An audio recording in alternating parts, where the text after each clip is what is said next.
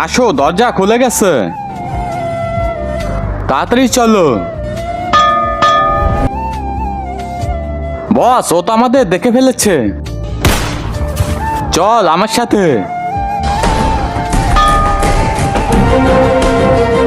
আরে এখানে তো অনেক সোনা, চল এক কাজ করি, আস্তে আস্তে সব সোনা নিয়ে যাই।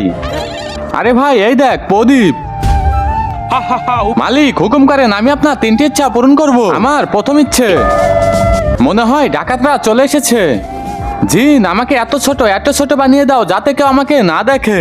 মালিক, আপনি যা বলবেন। ভাই, ছোট তো হলাম, এবার বড় কিভাবে হব? চিন্তা করিস না, জিনের কাছে আরো 2টা ইচ্ছা আছে, তা দিয়ে বড় হয়ে নিব। আরে এটাকে বস, মনে হয় চোর, গুলি করে দেন ওকে।